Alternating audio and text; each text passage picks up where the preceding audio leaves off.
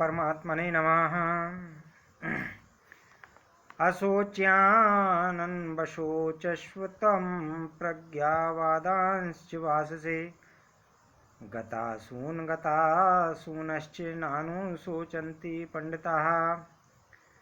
श्री भगवान बोले, तुमने शोक न करने योग का शोक किया है और पंडिताई की बातें कह रहे हो, परंतु जिनके प्राण चले गए हैं उनके लिए और जिनके प्राण नहीं गए उनके लिए पंडित लोग शोक नहीं करते। मनुष्य को शोक तब होता है जब वह संसार के प्राणी पदार्थों में दो भाग कर लेता है कि ये मेरे और ये मेरे नहीं हैं, ये मेरे निजी कुटुंबी हैं और ये मेरे निजी कुटुंबी नहीं हैं, ये हमारे वर्ण के हैं और ये हमारे वर्ण के नहीं हैं, ये हमारे आश्रम के हैं और ये हमारे आश्रम के नहीं हैं, ये हमारे पक्ष के हैं और ये हमारे पक्ष के नहीं हैं। जो हमारे होते हैं उनमें ममता, कामना, प्रियता, आसक्ति हो जाती है। इन ममता, कामना आदि से ही शोक, चिंता, भय, उद्योग, हलचल, संताप आदि दोष पैदा होते हैं। ऐसा कोई भी दोष, अनर्थ नहीं है जो ममता, कामना आदि से पैदा न होता हो। यह सिद्धांत है।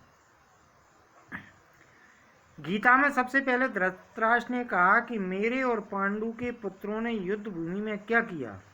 यद्यपि पांडव धृतराष्ट्र को अपने पिता से भी अधिक आदर दृष्टि से देखते थे, तथापि धृतराष्ट्र के मन में अपने पुत्रों के प्रति ममता थी, अतः उनका अपने पुत्रों में और पांडवों में भेदभाव पूर्वक पक्षपात था कि ये मेरे हैं और ये मेरे नहीं हैं।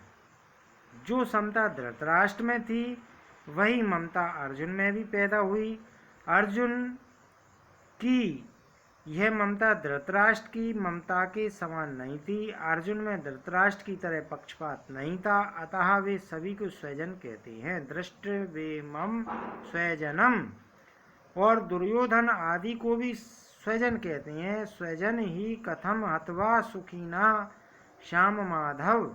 तात्पर्य है कि हे अर्जुन की संपूर्ण कुरुवंशियों में ममता थी और उस ममता के कारण ही उनके मरने की आशंका से अर्जुन को शोक हो रहा था। इस शोक को मिटाने के लिए भगवान ने अर्जुन को गीता का उपदेश दिया है, जो इस 11वें श्लोक से आरंभ होता है। इसके अंत में भगवान इसी शोक को अनुचित बताते हुए कहेंगे कि तू केवल मेरा ही आश्रय ले और शोक मत कर। माँ शुचहा, कारण कि संसार का आश्रय लेने से ही शोक होता है और अन्यन भाव से मेरा आश्रय लेने से तेरे शोक, चिंता आदि सब मिट जाएंगे। अशोचान्य शोचस्वम, संसार मात्र में दो चीजें हैं, सत और असत। शरीरी और शरीर, इन दोनों में शरीरी तो अविनाशी है और शरीर विनाशी है। ये दोनों ही अशोच हैं। अविनाशी का कभी विनाश नहीं होता, इसलिए उसके लिए शोक करना बनता ही नहीं, और विनाशी का विनाश होता ही है। वह एक क्षण भी स्थायी रूप से नहीं रहता, इसलिए उसके लिए भी शोक करना नहीं बनता।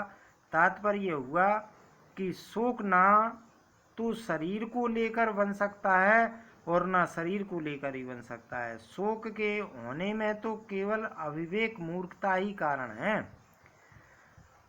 मनुष्य के सामने जन्मना, मरना, लाभ, हानि आदि के रूप में जो कुछ परिस्थिति आती है, प्रारब्ध का अर्थात अपने किए हुए कर्मों का ही फल है।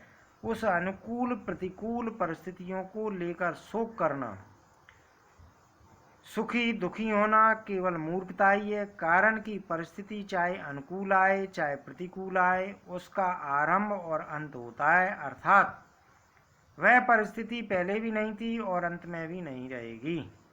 जो परिस्थिति आदि में और अंत में नहीं होती, वह बीच में एक क्षण भी स्थायी नहीं होती। अगर स्थायी होती तो मिटती कैसे, और मिटती है तो स्थायी कैसे।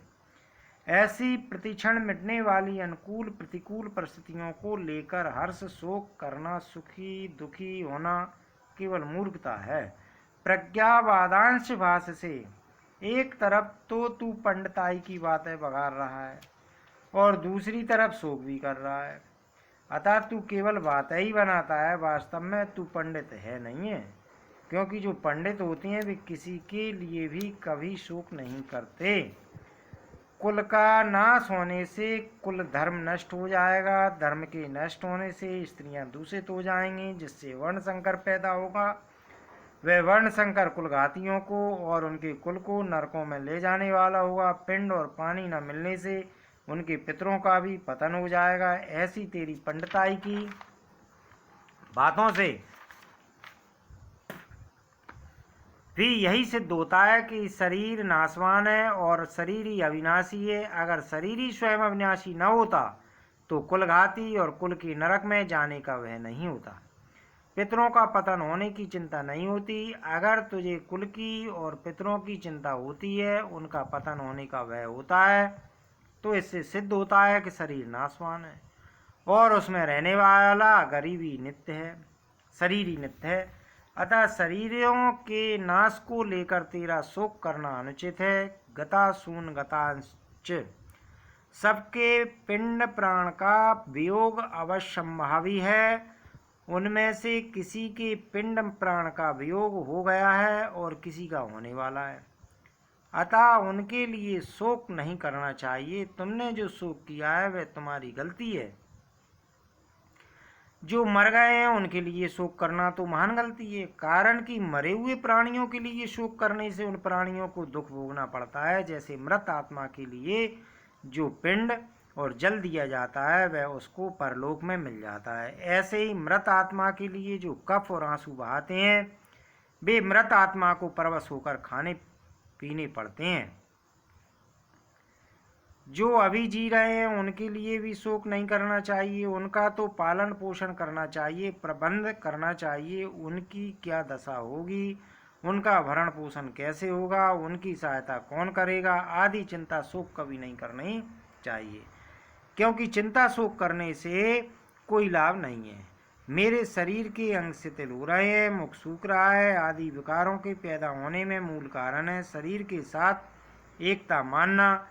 कारण कि शरीर के साथ एकता मानने से ही शरीर का पालन पोषण करने वालों के साथ अपनापन हो जाता है और उस अपनेपन के कारण ही कुटुंबियों के मरने की आशंका से अर्जुन के मन में चिंता हो रही है, तथा चिंता शोक से ही अर्जुन के शरीर में उपयुक्त विकार प्रकट हो रहे हैं।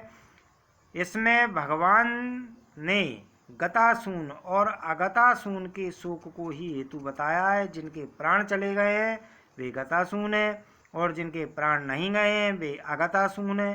पिंड और जल न मिलने से पितरों का पतन हो जाता है, वह अर्जुन की गतासून की चिंता है। और जिनके लिए हम राज भोग और सुख चाहते हैं वे ही प्राणों की और धन की आशा छोड़कर युद्ध में खड़े हैं, यह अर्जुन की अगतासून की चिंता है। ये दोनों चिंताएं शरीर को लेकर ही हो रही हैं, अतः ये दोनों चिंताएं धातु रूप से एक ही हैं। कारण कि गतासून और अगतासून दोनों ही नाशवान हैं। गतासून और अगतासून इन दोनों के लिए कर्तव्य कर्म करना चिंता की बात नहीं है। गतासून के लिए पिंड पानी देना, श्राद्ध तर्पण करना है कर्तव्य है और अगतासून के लिए व्यवस्था कर देना, निर्वाह का प्रबंधन कर देना यह कर्तव्य है। कर्तव्य चिंता का विषय नहीं होता, प्रत्युत विचार का विषय होता है। विचार से कर्तव्य का बोध होता है और चिंता से विचार नष्ट होता है। नानु सोचंती पंडितः सत्य असत्य विवेकवती, बुद्धि का नाम पंडा है। वह पंडा जिनकी विकसित हो गई है, अर्थात जिनको सत्य असत्य का स्पष्टता विवेक हो गया है, वे पंडित हैं। ऐसे पंडितों में सत्य असत्य को लेकर शोक नहीं होता, क्योंकि सत्य को सत्य मानने से भी शोक नहीं होता और असत को असत मानने से भी शोक नहीं होता। स्वयं सत्य स्वरूप है और बदलने वाला शरीर असत स्वरूप है। असत्य को सत्य मान लेने से ही शोक होता है, अर्थात ये शरीर आदि ऐसे ही बने रहें, मरे नहीं, इस बात को लेकर ही शोक होता है। सत्य को लेकर कभी चिंता शोक होते ही नहीं है।